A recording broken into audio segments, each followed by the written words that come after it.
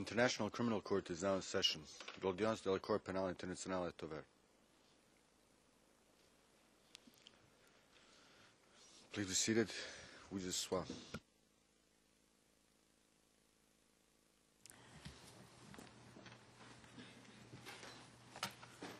Bonjour. L'audience est ouverte. Mais, Madame la greffier, s'il vous plaît, appelez l'affaire. Thank you, Madame President. Merci, Madame le Président. Situation en République de Côte d'Ivoire en l'affaire Le procureur contre Laurent Gbagbo, ICC 02 11 01 11. Je vous remercie. Nous allons continuer avec la présentation de la défense. Maître Altit, vous avez la parole, s'il vous plaît. Merci, Madame le Président. Maître Fovo-Ivanovic continue aujourd'hui sa présentation.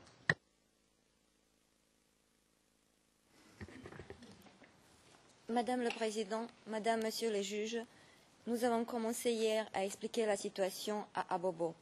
Nous avons vu hier qu'à Abobo, les bandes armées sèmaient la terreur. Nous avons vu hier que les FDS, la population et les FDS étaient attaqués. Les FDS ont fui à Bobo. Ils étaient chassés d'Abobo. La population se trouvait sans défense. Elle est attaquée. Les bandes armées sèment la violence et la peur. Les preuves de la défense confirment la violence incessante des bandes armées rebelles à Abobo. Et je me réfère notamment aux pièces de la défense 0582 et 0625. Elle confirme les meurtres dont les victimes étaient des partisans ou des partisans présumés du président Gbagbo.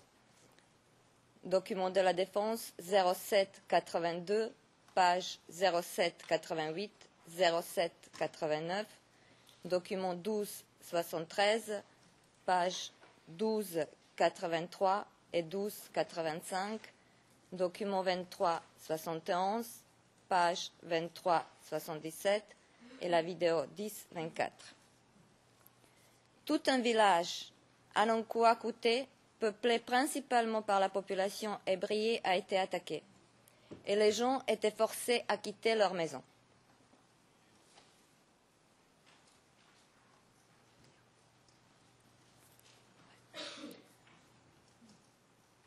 Vous allez voir les images à une vidéo. Il s'agit de la vidéo 0561.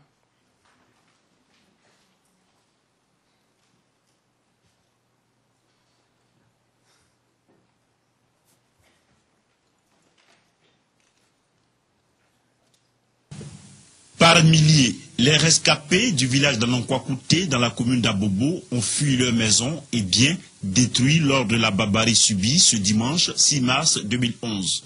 Certains ont été récupérés par des proches. D'autres sont jusque-là introuvables. D'autres encore ont trouvé refuge dans ce lieu saint, la paroisse catholique Saint-Ambroise d'Angré, dans la commune de Kokotou. Lors de cette attaque au village Anonkouakouté, il y a eu 28 morts et 40 blessés. Document 2371, page 2378. Il s'ensuit l'exode de la population. L'exode des populations est massif. Des dizaines de milliers d'habitants fuient le quartier, toute ethnie et religion confondues. Et je me réfère aux pièces 34-46, 32-19 et à la vidéo 05-65.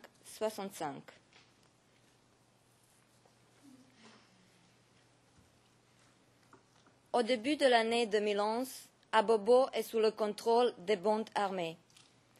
Un ancien membre du commandant invisible écrit « C'est nous qui contrôlions Abobo. Et rien ne pouvait se passer ou produire dans cette commune tant que nous ne sommes pas informés. » Quant au témoin P44, le témoin du procureur, il dit « Il y avait des attaques et des meurtres contre tous ceux qui n'étaient pas RDR, tous ceux qui n'étaient pas de leur côté avaient quitté contraints et forcés Abobo. À Abobo, les policiers et les gendarmes étaient tués. Les FDS se trouvaient à Abobo pour faire leur devoir, sécuriser Abobo, maintenir l'ordre public, non pas pour attaquer la population. C'était eux qui ont été attaqués. Ce sont les mots du témoin du procureur P44, pièce 3704, page 37-15.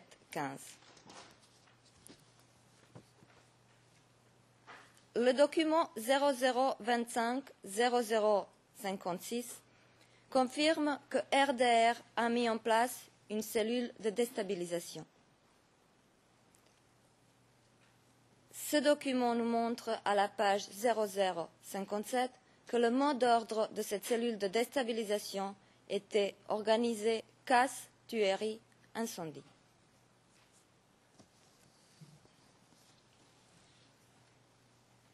C'est dans ce contexte qu'il y a eu lieu l'incident du 3 mars 2011.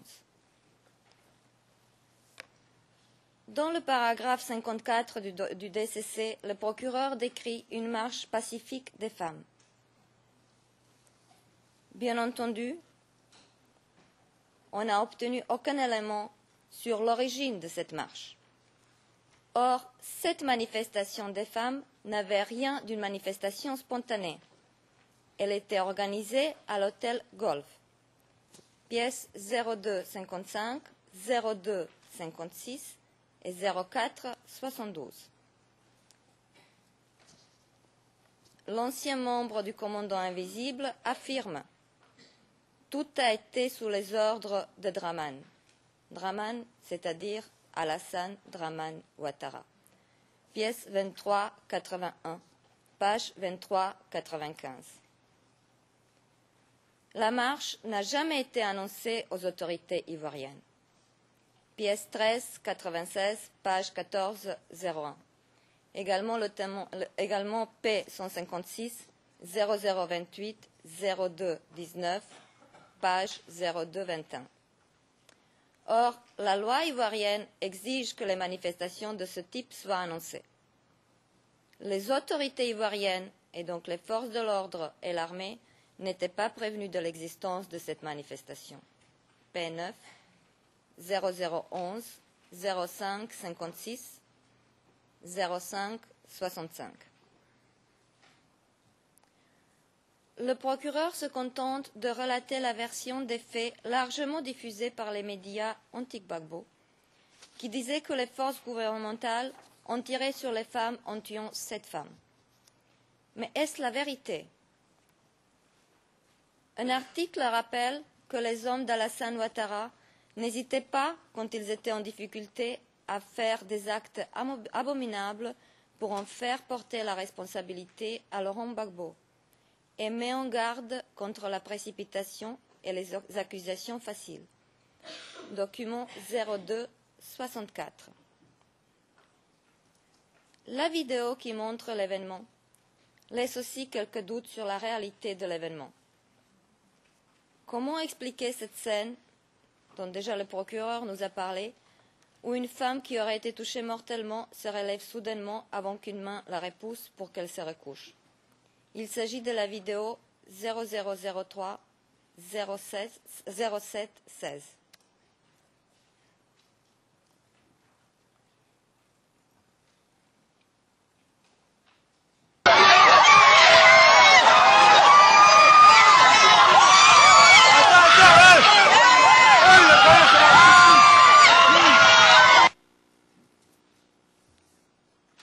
Cette scène, qui a soulevé chez certains des doutes quant à l'authenticité de l'événement, aurait dû intriguer le procureur et le pousser à mener des enquêtes approfondies sur cet événement.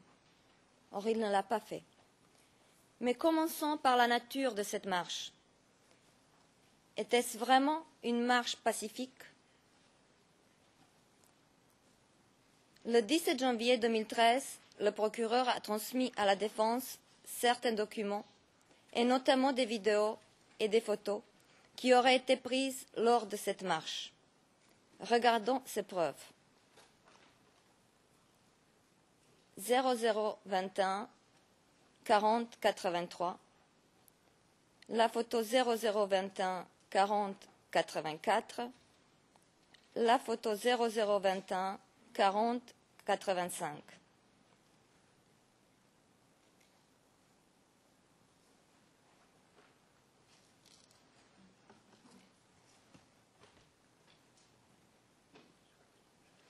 Et la vidéo 0021 40 87.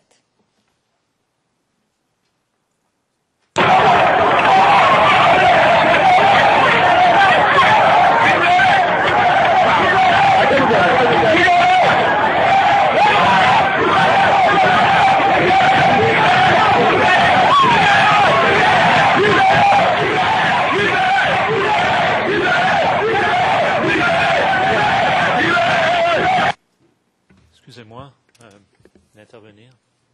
Je ne sais pas si la défense a l'intention aussi de montrer le screenshot de YouTube qui vient avec la vidéo que nous avons divulguée et qui indique que cette vidéo aurait été filmée le 24 février 2010 pour qu'on ait peut-être, pour ne pas induire la Chambre en erreur, tel que lorsque ma collègue hier a fait référence aux vidéos Kenya, que c'est nous-mêmes qui avions divulgué l'information comme quoi que les scènes venaient du Kenya, parce qu'on pourra éviter de revenir sur ces choses-là dans nos closing arguments, parce que telle est la réalité.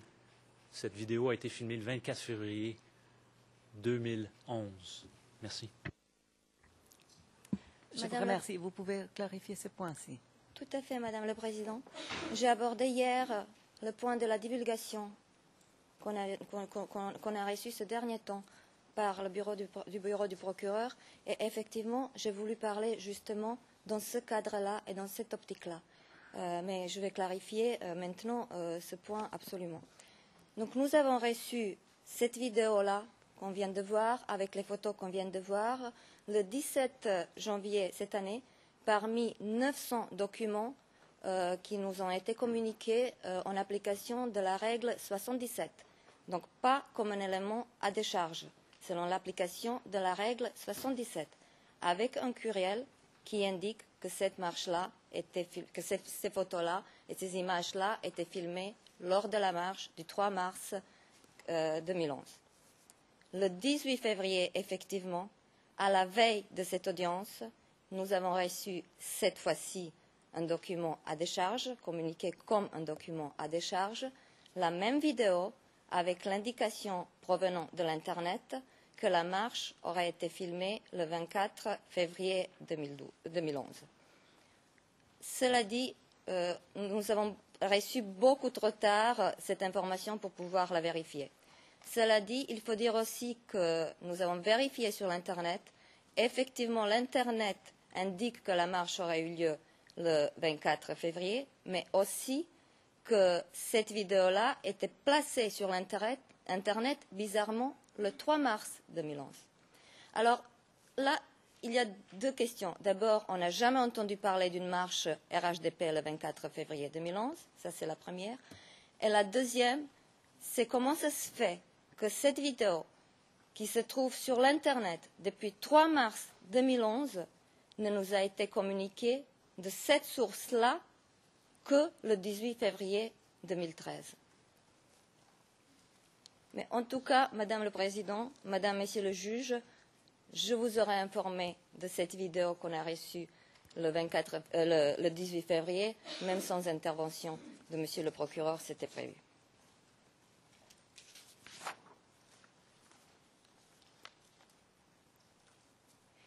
Et la dernière chose, donc maintenant, on a l'information que ces images auraient pu être filmées le 3 mars 2011 ou le 24 février 2011. Ce n'est quand même pas à la défense de vérifier. Nous, on l'aurait fait si on avait eu le temps, mais ce n'est pas à nous de vérifier. C'est quand même au procureur de vérifier.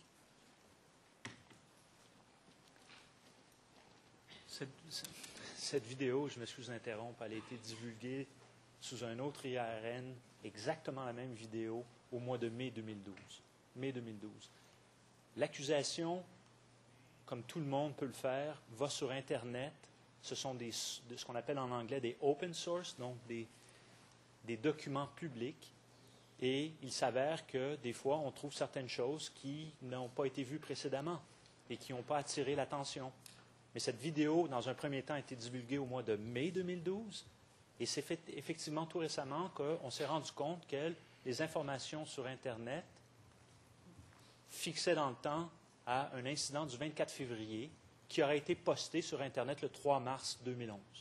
Alors, ce sont les faits au dossier. Mais de dire que l'accusation arrive avec une divulgation tardive de cette vidéo, cela est faux. Je vous remercie. Madame la Présidente, je crois qu'il y a des choses à clarifier ici. Les images étaient divulguées, c'est sûr, mais sans aucune indication ni où ni quand étaient filmées. La première indication que ces images auraient été filmées le 3 mars, nous les avons reçues le 17 janvier cette année. La deuxième indication de date, c'est qu'elle aurait été filmée le 24 février 2011. On l'a reçue le 18 février. Alors les images, si on n'a pas de date, si on n'a pas le lieu et si on ne connaît pas les lieux, on ne peut pas se rendre compte ni où elles sont filmées, ni quand elles sont filmées. Les informations essentielles nous ont été communiquées depuis le début de cette année. Je continue avec ma présentation. Ce qui est sûr et ce qui ressort de ces images, c'est que ces images étaient filmées sur la même route que la marche des femmes.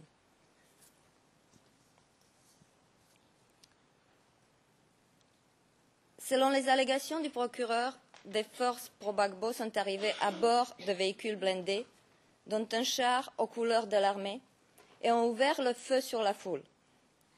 Le procureur n'a jamais identifié l'unité à laquelle ces véhicules, et notamment le char, auraient appartenu. Il nous a juste cité toutes les unités stationnées au Concommando, en nous informant que ces unités possédaient des véhicules blindés et les armes. Cela ne nous renseigne en rien sur l'identité de l'unité qui aurait participé à cet incident. L'arme qui aurait tiré sur les femmes n'est pas identifiée non plus. Dans le paragraphe 53 du DCC, le procureur fait référence à une mitrailleuse lourde, à une fusillade. Lors de l'audience du 21 février, compte rendu du 21 février, page 34, le procureur a déclaré que certaines des femmes ont été tuées par des armes lourdes, d'autres tuées ou blessées par balle. C'est bien trop imprécis pour un procès pénal. Les récits des témoins du procureur sont d'ailleurs assez troublants. Ainsi, le témoin P184, après avoir raconté que les forces d'ordre, lorsqu'elles sortaient du Concommando, tiraient n'importe où, 0032 0011, page 0023, paragraphe 73, déclare que les femmes ont commencé à applaudir lorsqu'elles ont vu le char. Page 0026, paragraphe 88. Le témoin P112 racontait que les gens avaient peur de passer devant le Concommando. 0019 03 06, page 320. Paragraphe 69. En déclarant ensuite que lors de la marche des femmes, les gens ont commencé à applaudir lorsqu'ils ont vu le char. Page 0320, paragraphe 71. Et le témoin P117 disait que le militaire tirait chaque fois lorsqu'ils sortaient du Concommando ou lorsqu'ils allaient se ravitailler. 0020, 0033, page 57, paragraphe 175. Mais déclarait toutefois que lors de la marche des femmes, les femmes ont applaudi lorsqu'elles ont vu le char, en disant « Voilà les militaires qui vont nous protéger ». Page 0055, paragraphe 159. Il est difficilement compréhensible comment se fait-il que les femmes applaudissaient les forces d'ordre, puisque ces forces seraient la cause de leur marche, et puisque ces forces auraient déjà auparavant tiré sur la population. Il me semble qu'il y a une contradiction flagrante dans ces récits. Par ailleurs, à l'époque de la marche, le 3 mars 2011, la route empruntée par les femmes est devenue trop dangereuse pour le FDS et n'était plus utilisée par les véhicules qui effectuaient leur ravitaillement et qui, depuis plus d'un mois, passaient par un autre chemin. Pièce de la Défense 2371, page 2376. Alors, nous nous demandons d'où venaient ces véhicules blindés, d'où venaient ces chars et qui était dans ces véhicules et dans ce char. Nous ne connaissons pas la réponse, mais ce seul fait, le fait que nous ne savons pas d'où venaient les véhicules et à qui ils appartenaient, signifie que ces tirs et l'incident du 3 mars 2011, pour autant qu'il ait eu lieu, ne peut être attribué aux forces républicaines fidèles au président Gbagbo.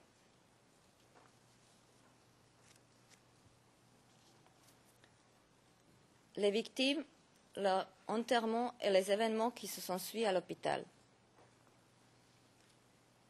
Nous avons dû attendre le 19 novembre 2012 pour connaître enfin l'identité des victimes qui auraient été tuées lors de la marche des femmes. Les circonstances de la mort et de l'enterrement de ces femmes restent mystérieuses. 5 victimes auraient été enterrées ensemble avec d'autres corps après l'arrestation du président Gbagbo et sur les instructions reçues de l'hôtel Golf. Témoin P 172 0028 05 50, page 05 61, paragraphes 85 et 88. Le témoin P 172 prétend que les corps de 2 victimes avaient été amenés chez leurs parents, page 05 62, paragraphe 92. Or, d'après un rapport 0038 01 92, le corps d'une de ces 2 victimes a été transporté directement du lieu de l'incident à la forêt de Bonko, où elle a été enterrée. Aucune des familles des victimes n'a jamais porté plainte. Même après l'arrestation du président Gbagbo, aucune plainte n'a été déposée pour cet événement. Pièce 36, 89, page 36, 93. Les informations qui nous ont été fournies soulèvent de nombreuses questions. Pourquoi le corps d'une victime était séparé des autres? Pourquoi les corps de 5 autres victimes n'ont pas été restitués à leurs familles pour qu'elles les enterrent dignement? Pourquoi ces femmes qui ont toutes leurs familles ont été enterrées après l'arrestation du président Gbagbo dans une tombe avec d'autres corps inconnus? Et pourquoi les autorités de l'hôtel Golf avaient donné les instructions d'enterrer ces corps dès l'arrestation du président Gbagbo? Pourquoi les familles n'ont jamais porté plainte? Toute cette question aurait dû inciter la curiosité du procureur et l'inciter d'approfondir